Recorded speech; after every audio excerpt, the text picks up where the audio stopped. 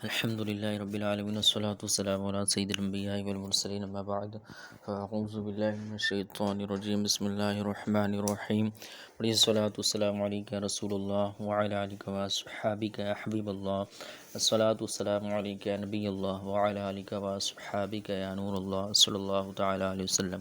پیارے آقا صلی اللہ تعالیٰ علیہ وآلہ وسلم نے ارشاد فرمایا، تم مجھ پر درود پاک پڑھو، اللہ تبارک و تعالیٰ تم پر رحمت بھیجے گا۔ صلو علی الحبیب صلی اللہ تعالیٰ علی محمد صلی اللہ تعالیٰ علیہ وسلم۔ بسم اللہ الرحمن الرحیم۔ للرجال نصیب مما ترک الوالدان والاقربون وللنساء نصیب مما ترک الوالدان والاقربون مما قل منه او کثر نصیبا مفروضا۔ ترجمہ کنز العرفان۔ مردوں کے لیے اس مال میں سے وراثت کا حصہ ہے جو ماں باپ اور رشتہ دار چھوڑ گئے، اور عورتوں کے لیے اس میں سے حصہ ہے جو ماں باپ اور رشتہ دار چھوڑ گئے۔ مال وراثت تھوڑا ہو یا زیادہ، اللہ نے یہ مقرر حصہ بنایا ہے۔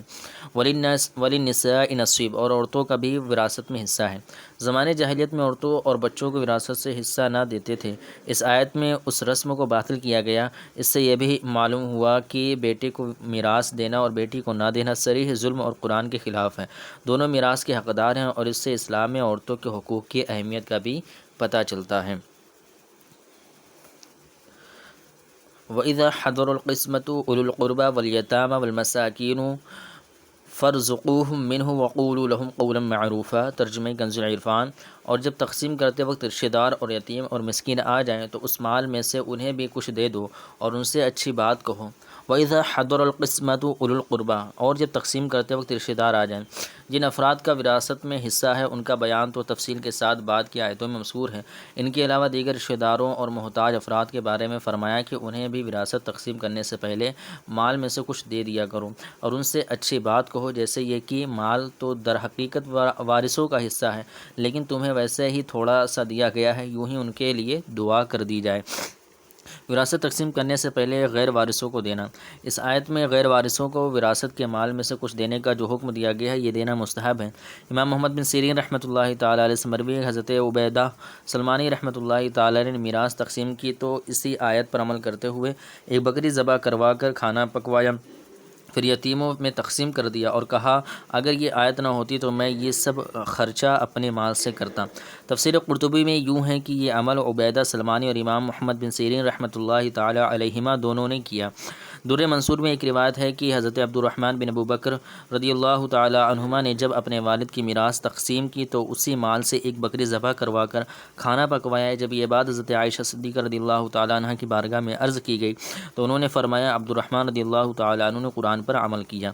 اس مستحب حکم پر یوں بھی عمل ہو سکتا ہے کہ بعض اوقات کوئی بیٹا یتیم بچے چھوڑ کر فوت ہو جاتا ہے، اس کے بعد باپ کا انتقال ہوتا ہے تو وہ یتیم بچے چونکہ پوتے بنتے ہیں اور چچا یعنی فوت ہونے والے کا دوسرا بیٹا موجود ہونے کی وجہ سے یہ پوتے دادا کی میراث سے محروم ہوتے ہیں، تو دادا کو چاہیے کہ ایسے پوتوں کو وصیت کر کے مال کا مستحق بنا دے، اور اگر دادا نے ایسا نہ کیا ہو تو وارثوں کو چاہیے کہ اوپر والے حکم پر عمل کرتے ہوئے اپنے حصے میں سے اسے کچھ دے دیں۔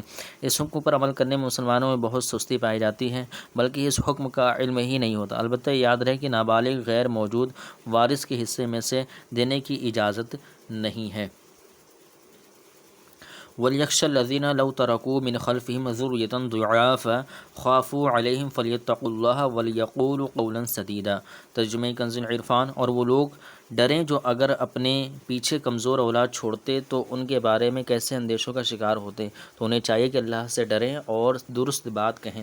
وَلْيَخْشَ، اور چاہیے کہ ڈریں۔ یتیموں کے سرپرستوں کو فرمایا جا رہا ہے کہ وہ یتیموں کے بارے میں اللہ تعالیٰ سے ڈریں اور ان کی یہ سمجھ کر پرورش کریں کہ اگر ہمارے بچے یتیم رہ جائیں اور کوئی دوسرا ان کی پرورش کرے تو وہ کیسی پرورش چاہتے ہیں، تو ایسی ہی پرورش وہ دوسرے کے یتیموں کی کریں۔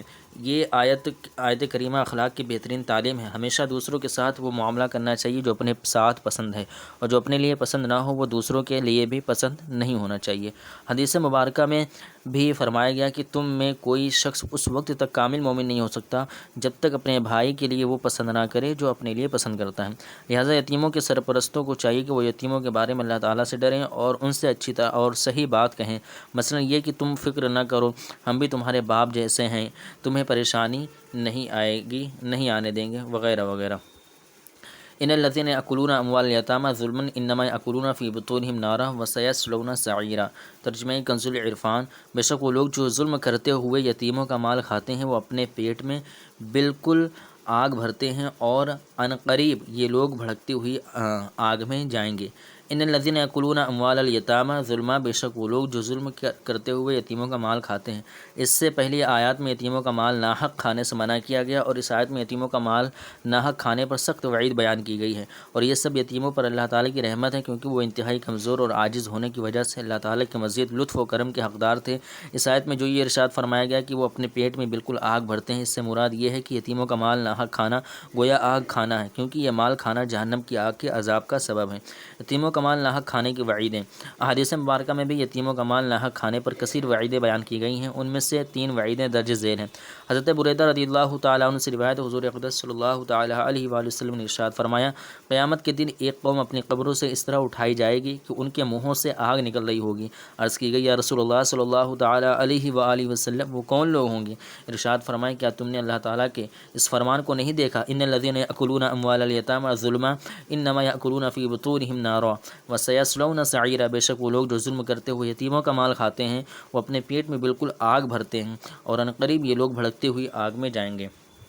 حضرت ابو سعید خدری رضی اللہ تعالیٰ عنہ سے روایت ہے، رسول کریم صلی اللہ علیہ وسلم نے ارشاد فرمایا، میں نے معراج کی رات ایسی قوم دیکھی جن کے ہونٹ اونٹوں کے ہونٹوں کی طرح تھے، اور ان پر ایسے لوگ مقرر تھے جو ان کے ہونٹوں کو پکڑتے، پھر ان کے منہوں میں آگ کے پتھر ڈالتے جو ان کے پیچھے سے نکل جاتے ہیں۔ میں نے پوچھا، اے جبریل علیہ السلام، یہ کون لوگ ہیں؟ عرض کی، یہ وہ لوگ ہیں جو یتیموں کا مال ظلم سے کھاتے تھے۔